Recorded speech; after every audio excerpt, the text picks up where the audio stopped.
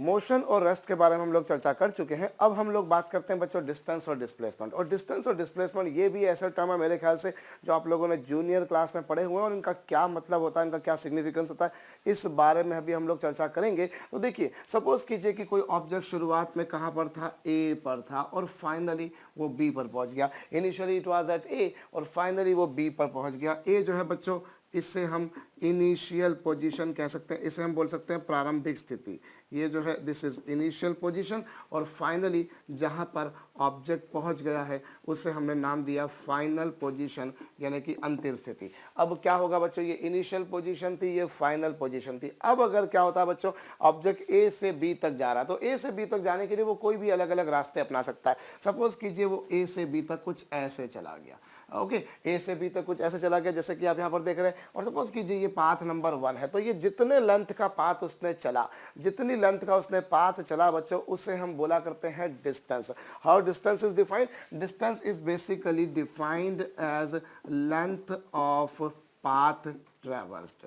चले गए पथ की लंबाई, चले गए पथ की लंबाई जो होती है बच्चों, इससे हम क्या बोला करते हैं, इसे हम बोला करते हैं डिस्टेंस, है ना। जैसे सपोज कीजिए जैसे ए से बी तक गया, तो ये जितना लेंथ होगा इस पूरे पाथ की अगर मैं लेंथ निकालता हूँ, ये लेंथ प्लस ये लेंथ प्लस ये लेंथ प्लस ये लेंथ, लाइकवाइज यहाँ तक ऐड कर देंगे। सो जो लेंथ ऑफ पाथ आएगी बच्चों, उसे आप बोलेंगे डिस्टेंस, यानी कि दूरी। हिंदी में से दूरी कहा जाता है डिस्टेंस, ओके।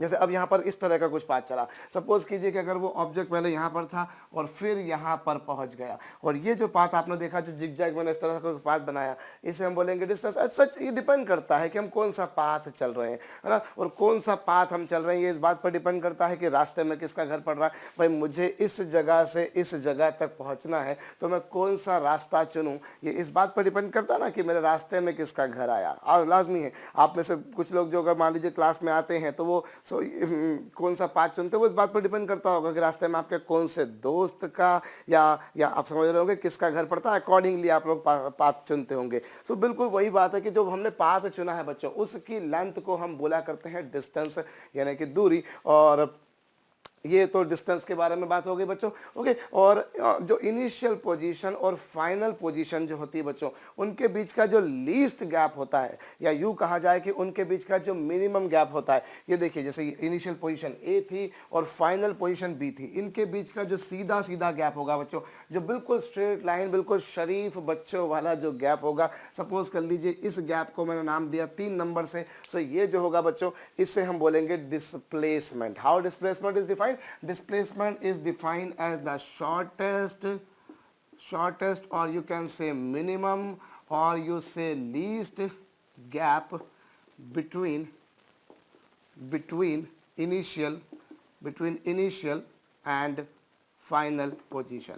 इनिशियल पोजीशन जो है बच्चों और जो फाइनल पोजीशन है, उन दोनों के बीच का गैप जो होता है, इनिशियल और फाइनल पोजीशंस जो होती है, दोनों के बीच का जो गैप होता है बच्चों, उससे हम बोलेंगे क्या? डिस्प्लेसमेंट। बिल्कुल लीस्ट गैप, बिल्कुल स्ट्रेट लाइन वाला गैप, ये जो गैप होता है बच्चों, इस गैप को आप नाम देंगे डिस्प्लेसमेंट। तो डिस्टेंस क्या होता है? जो लेंथ आपने चली। अब जो लेंथ आपने चली वो अलग अलग हो सकती है ना। मुझे मान लीजिए मैं अगर ए से बी तक जा रहा हूं, तो ए से बी तक जा रहा हूं, तो ए से बी तक जाने के मेरे पास में अलग अलग रास्ते हैं।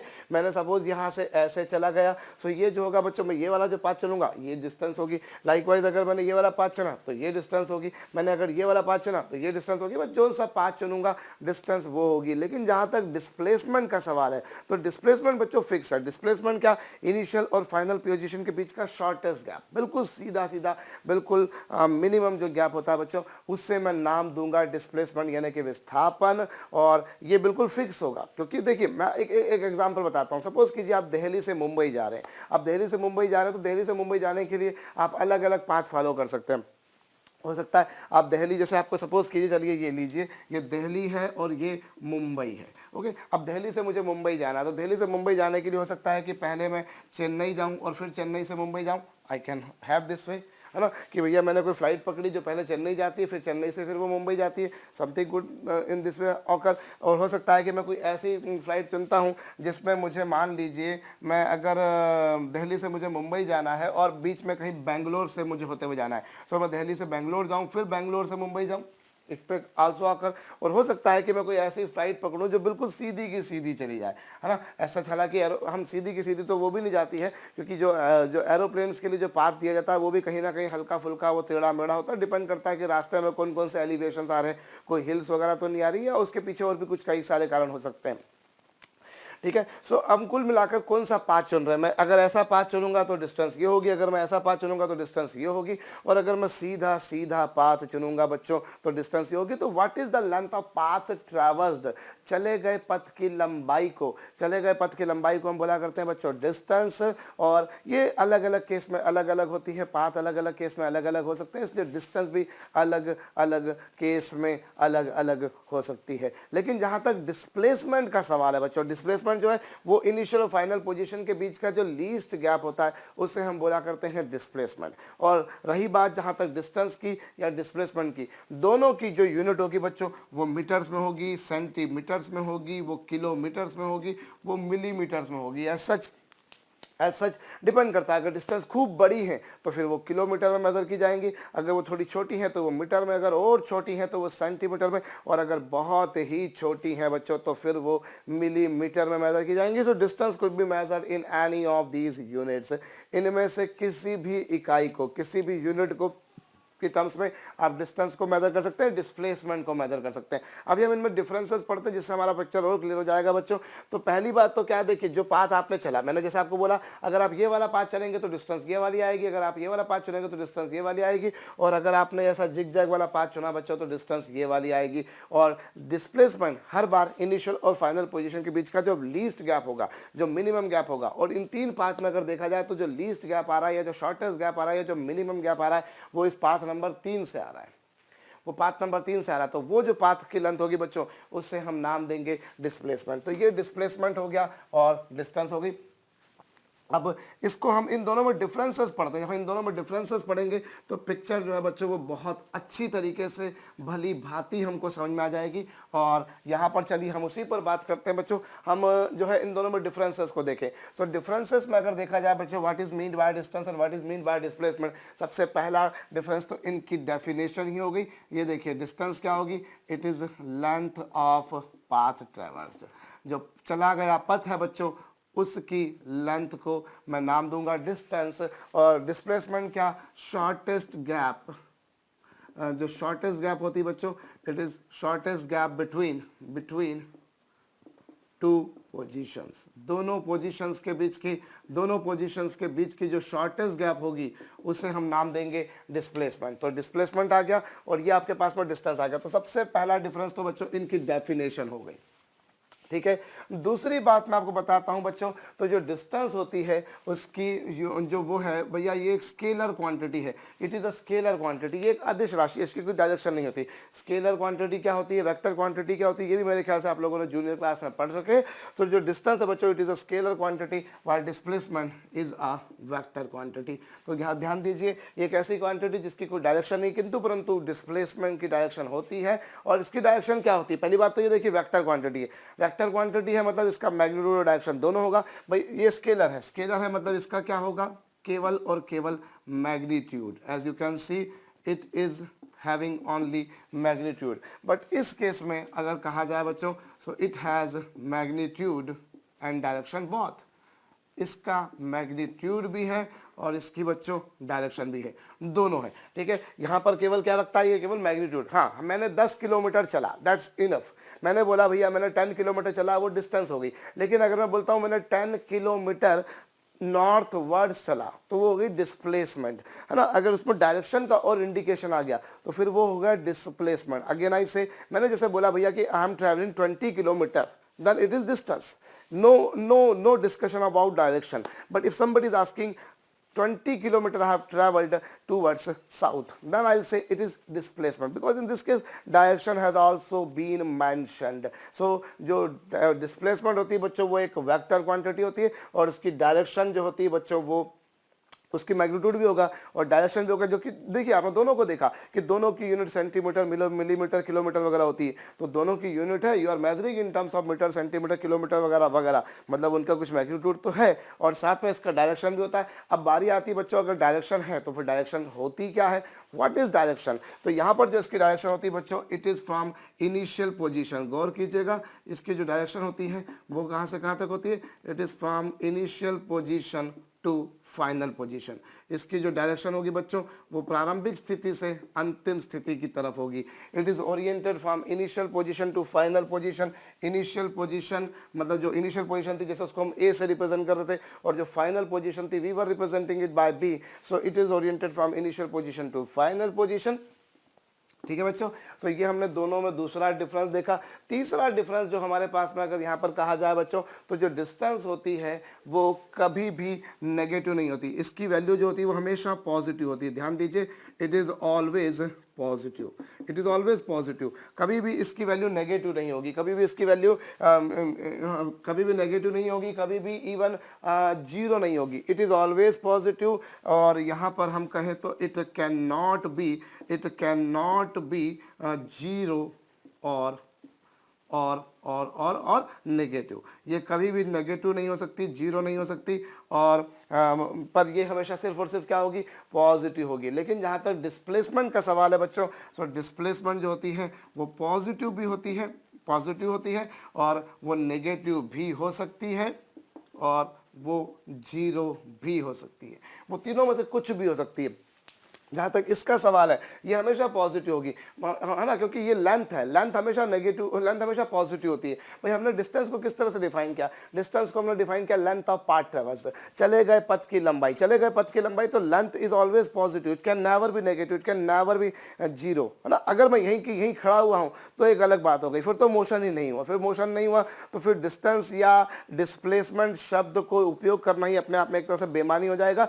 सो वो एक अलग बात हो गई। अदरवाइज अगर if somebody has traveled then definitely length of path would be positive, so जो डिस्टेंस होगी बच्चों वो पॉजिटिव होगी। फिर वो पॉजिटिव में कुछ भी हो सकती है, पॉजिटिव में वो इंटीजर हो सकती है, पॉजिटिव में फ्रैक्शन हो सकती है, हो सकता है मैंने 5 किलोमीटर चला हो सकता है मैंने 5.5 किलोमीटर चला हो, 5.5 किलोमीटर, मे बी मैंने 4.5 यानी 4.75 किलोमीटर चला हो, so that could occur, that could occur. तो होती पॉजिटिव बच्चों, पॉजिटिव में फिर वो इंटीजर हो या पॉजिटिव में फ्रैक्शनल हो, वो कुछ भी हो सकती है, लेकिन वो कभी जीरो नहीं होगी, कभी वो फ्रैक्शनल नहीं होगी। लेकिन ये बच्चों पॉजिटिव होती है, नेगेटिव भी होती है। नेगेटिव कैसे होती है, सपोज कर लीजिए कि अगर आपने ये राइट वर्ड डायरेक्शन को पॉजिटिव लिया, अगर आपने राइट वर्ड डायरेक्शन को बच्चों पॉजिटिव लिया और ऑब्जेक्ट जो है वो ए से बी तक आया, सपोज कीजिए you have taken rightward direction as positive direction and object has moved from A to B which is leftward, so displacement in this situation would be negative because you have considered this direction as positive and object is moving in this direction, so this would be taken as negative। so बच्चों ये negative भी हो सकती है या ये zero भी हो सकती है। जीरो कैसे हो सकती है, अगर मान लीजिए कोई व्यक्ति यहाँ पर था और घूम फिर के वापस से यहीं पर आ गया, जहाँ था लौट के वापस वहीं आ गया, तो ऐसा जो केस होगा बच्चों, ये जो केस होगा इसे हम बोलेंगे कि जो इस केस में जो डिस्प्लेसमेंट है वो कितना होगा, जीरो। सपोज कीजिए मैं किसी रूम के कॉर्नर में हूँ और मैं घूमता हूँ और वापस से वहीं आगे खड़ा हो गया, तो जो डिस्प्लेसमेंट होगा वो कितना होगा बच्चों, वो जीरो होगा। तो displacement can be zero, displacement can be negative, displacement can be positive as well, but distance is always positive.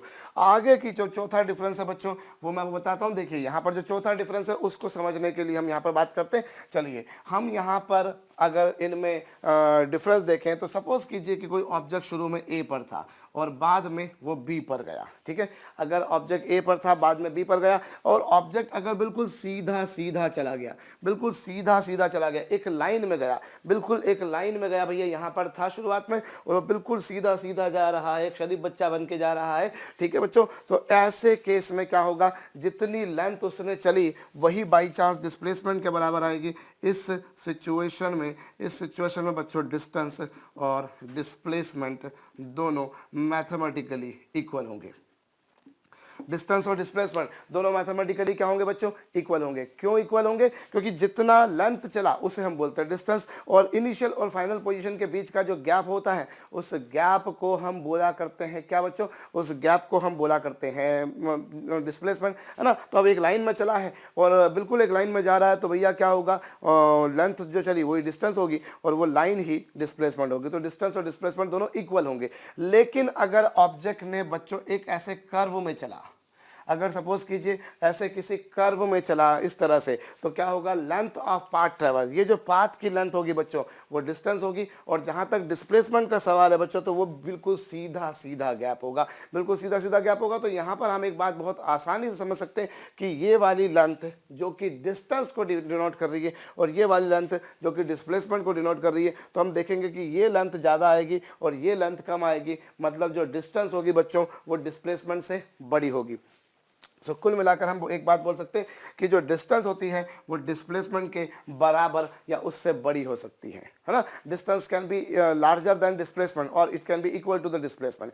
क्यों, देखिए अगर ऑब्जेक्ट एक लाइन में जा रहा है तो लेंथ ऑफ पाथ ट्रेवल्स को कहेंगे डिस्टेंस, और जो शॉर्टेस्ट गैप होता है उसी को बोलते हैं displacement. So distance and displacement both are numerically equal, exactly equal होंगे। बट अगर ऑब्जेक्ट ने बच्चों एक कर्व में चला, पहले ऐसा कुछ आया, फिर ऐसा कुछ आया, फिर ऐसा कुछ आ गया, तो अगर उसने कर्व में चला है तो जो कर्व की लेंथ होती है वो होती है डिस्टेंस, और जो सीधा सीधा गैप होता है बच्चों वो होता है displacement. So distance can be larger than displacement और it can be equal to the displacement. और अगर मैं इसी का बिल्कुल विपरीत बोलूं कि जो डिस्प्लेसमेंट होता है, जो डिस्प्लेसमेंट होता है बच्चों वो डिस्टेंस के बराबर या उससे कम होता है, वो डिस्टेंस के बराबर या उससे कम होता है। डिस्प्लेसमेंट छोटा भी हो सकता है, उसके बराबर भी हो सकता है। ये सिचुएशन कभी नहीं आएगी कि डिस्प्लेसमेंट बड़ा हो जाए, डिस्प्लेसमेंट बड़ा हो जाए, ऐसा कभी पॉसिबल नहीं है कि आपने जो लेंथ चली है वो कम हो और डिस्प्लेसमेंट बढ़ाओ। It is impossible, it is practically impossible. So distance जो होती है बच्चों, अगर डिस्टेंस और डिस्प्लेसमेंट में देखा जाए